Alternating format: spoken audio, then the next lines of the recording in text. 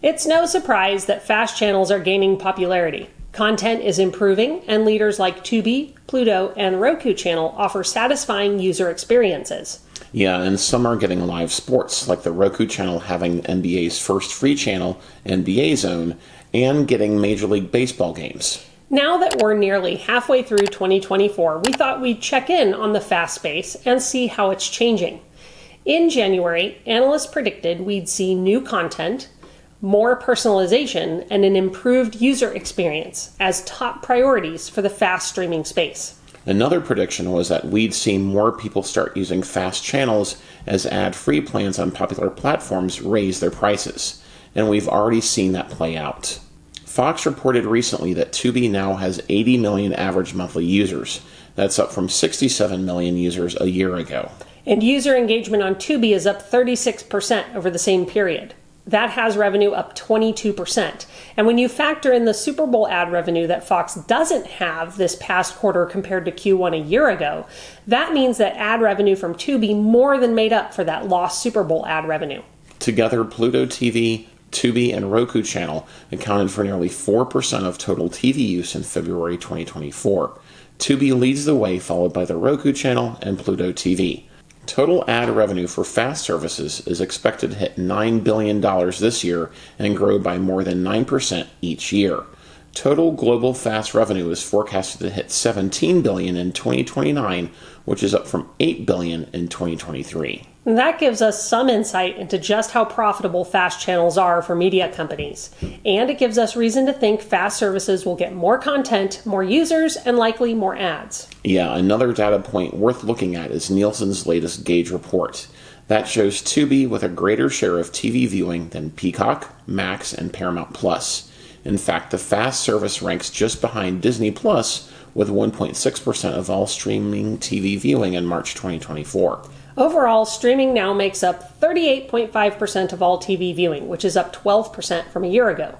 Nielsen says no other category has risen so dramatically and attributes Tubi, Roku, and Pluto as driving that change.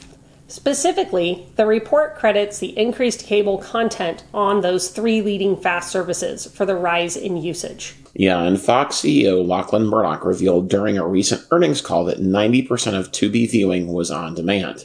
This is important because it shows advertisers that viewers are more actively engaged in what they're watching versus just having a live channel on in the background. And it makes sense since Tubi has a lot of on-demand movies, including older but still popular ones like Batman and Black Adam, to stream.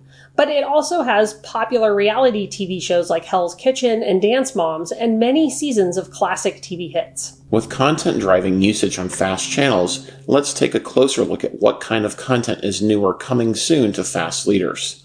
First of all, it's worth saying that the fast space has become incredibly crowded. There are more than 1,900 individual fast channels worldwide, and more than 1,300 of them in the US alone. That's up 300 channels from just mid-2023.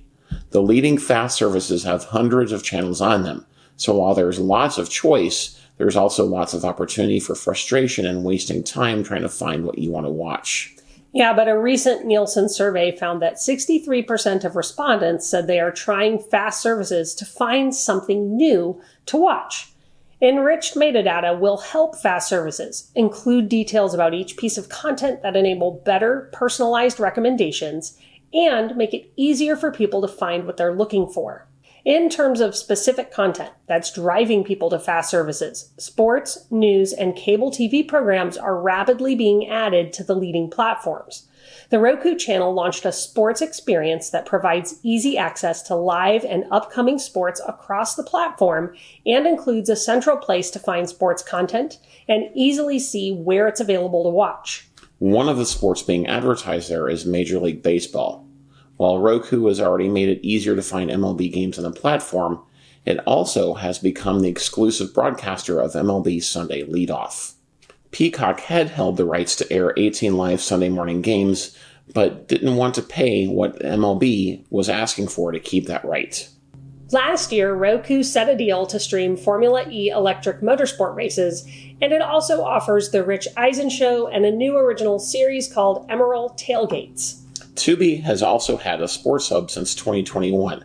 However, most are curated channels that include digital content, highlights, replays, and past seasons of shows like Hard Knocks. Though there's also studio commentary, sports news shows, and all-star games from baseball and NHL, all for free. And it's hard to argue with free. Pluto TV, which is backed by CBS, has a lot of familiar Paramount and CBS content, and also added 11 local NBC News channels from bigger cities across the U.S. Available feeds include NBC News for New York, LA, Chicago, Boston, Dallas, San Diego, and more. There are also 4 Telemundo news stations becoming available in May of 2024. Now that makes sense for Pluto, which is known for its more than 250 live and linear TV channels that span sports, news, reality, comedy, and movies. It also does a good job of organizing its TV channels into recognizable categories like drama, sitcoms, crime TV, and more to make it easy for you to find what you want to watch. And with more local news and live TV coming to Pluto TV, users and viewer time are likely to go up in the months ahead. Yeah, the growth in users, revenue, and content by the leading FAST services show how the streaming space is changing right now. As live TV streaming services like YouTube TV and Hulu Live continue to get more expensive, and on-demand services like Netflix, Max, and Disney Plus keep increasing the cost of ad-free plans, more streamers are switching to FAST services. Yeah, ads are really coming to dominate the streaming space. While ad breaks are still shorter and less frequent than what you'll find on cable and broadcast TV, they are becoming ubiquitous across the streaming space. As more people cut the cord, ads are going to become more frequent on streaming platforms. Yeah, it's a trend we'll keep watching and reporting on here on our channel and in our live streams, which air on Fridays at noon Central. What's your favorite FAST service? Let us know in the comments below. And if you haven't already, don't forget to like, subscribe, and turn on notifications so you can get all our latest news and reviews when they drop. Thanks for watching, and we'll see you in our next video.